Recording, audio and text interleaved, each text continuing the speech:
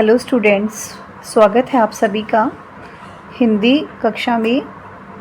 आज का हमारा विषय रहेगा कक्षा 9वीं और 10वीं के छात्रों के लिए पत्र कितने प्रकार के होते हैं। बेटा वैसे तो क्लास 9th और 10th के लिए पत्र दो ही प्रकार से लिखवाए जाते हैं, बाकी काफ़ी सारे होते हैं। पत्र सामान्यतः दो प्रकार के होते हैं, अनौपचारिक और औपचारिक पत्र। ठीक है, आज हम जानेंगे औपचारिक पत्र। आज का विषय है औपचारिक पत्र। आज का हमारा जो विषय है यानी जो प्रश्न है, छात्रवृत्ति प्राप्त करने हेतु पत्र। छात्रवृत्ति यानी कि प्रधानाचार्य के लिए पत्र लिखना है, तो इसका जो फॉर्मेट होगा वो किस तरीके से होगा, सिर्फ वही डिस्कस करेंगे। सबसे पहले हमें जो एड्रेस लिखना होता है बेटा, लिखने वाले का पता। ठीक है, यानी छात्रवृत्ति के लिए, छात्रवृत्ति प्राप्त करने के लिए जो भी विद्यार्थी इसको लिख रहा है, लिखने वाले का पता। ठीक है, अगर उसके अंदर आपको दिया है एड्रेस तो आप वही लिखिए क्वेश्चन में। अगर क्वेश्चन के अंदर आपको एड्रेस नहीं दिया तो परीक्षा भवन, एबैसे, क ख ग कुछ भी लिख सकते हैं यहाँ पे। देन उसके बाद आप लोग एक लाइन छोड़ेंगे। एक लाइन छोड़ने के बाद आपको दिनांक डालना है, यानी डेट। ठीक है, दिनांक आप इस तरीके से भी डाल सकते हैं, लिखेंगे तारीख, लिखेंगे महीना, लिखेंगे इसके बाद। ठीक है, इसके बाद आप अपना सन लिखेंगे। इसी डेट को आप एक और भी तरीके से लिख सकते हैं। अगर मैं इसको लिखती कि 24, फिर आपका जो मंथ पड़ता है, ठीक है, 5, और ये आपका सन, आप ऐसे भी लिख सकते हैं। ठीक है, फिर इसके बाद आपको जिसे आप पत्र लिख रहे हैं, यानी पत्र पाने वाले का पद, आप प्रधानाचार्य को लिख रहे हैं तो उनका आपको पद लिखना है, उनका पता लिखना है। अब उसके लिए अगर आप मेल, अगर आपके जो प्रधानाचार्य यानी प्रिंसिपल हैं वो मेल हैं तो प्रधानाचार्य, अगर वो फीमेल है तो प्रधानाचार्य, अगर फीमेल है तो प्रधानाचार्या। फिर उसके बाद आप अपने विद्यालय का, स्कूल का नाम लिखेंगे, स्कूल का पता लिखेंगे। उसके बाद एक लाइन और छोड़ेंगे। फिर इसके बाद आप विषय लिखेंगे।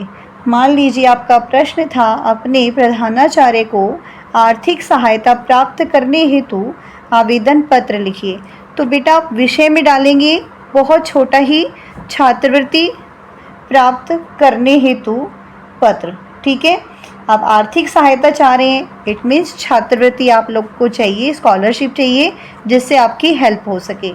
अगर आपके मैंने जैसा बताया प्रधानाचार्य हैं तो महोदय कह के संबोधित करेंगे, प्रधानाचार्य हैं तो महोदया कहकर संबोधित करेंगे उनको।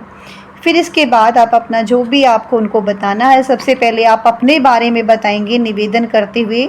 निवेदन यह है कि मैं आपके विद्यालय में कक्षा 10वीं का छात्र हूँ, मेरा अब तक पढ़ाई का रिकॉर्ड अच्छा रहा है। ठीक है, फिर आप लिखेंगे गत वर्ष मैंने इतने प्रतिशत, 80%, 90% अंक प्राप्त किए थे। पढ़ाई के साथ साथ और भी कई प्रतियोगिताओं में मैंने भाग लिया। ये सारी चीज़ें आप एक अनुच्छेद में बताएंगे।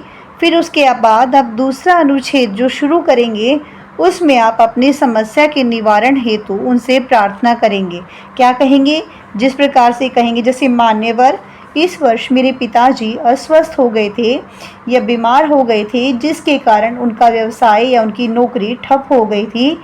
ठीक है, फिर घर की आर्थिक दशा कमज़ोर हो गई है और इसी कारण मेरे पिताजी मेरी पढ़ाई का खर्च उठाने में असमर्थ हैं।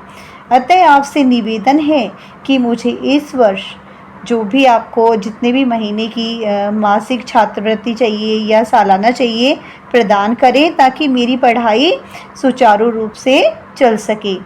इस सहयोग और कृपा के लिए मैं आपका काफ़ी कृतज्ञ रहूँगा, या आपकी अति कृपा होगी अगर आप मेरी सहायता करते हैं। उसके बाद आप धन्यवाद कहते हुए पत्र को ख़त्म करेंगे। उसके बाद एक लाइन और छोड़ेंगे। फिर आप लिखेंगे भवदीय, अगर आप छात्र हैं।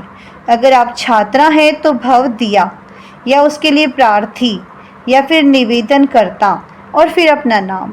बस अगर बेटा आपने ये जो है औपचारिक पत्र यहाँ तक।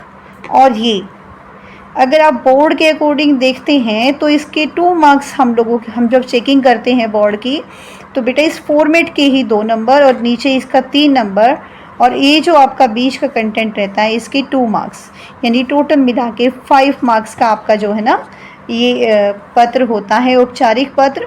ठीक है, और चलिए अगली वीडियो में जानते हैं हम अनौपचारिक पत्र का फॉर्मेट कैसे लिखेंगे। तो मुझे सभी बच्चों से उम्मीद है आगे से आप जहाँ पे लाइन छोड़नी है, जहाँ नहीं छोड़नी है, उसका ध्यान रखते हुए ही पत्र को लिखेंगे। चलिए मिलते हैं अगली क्लास में। Thank you so much.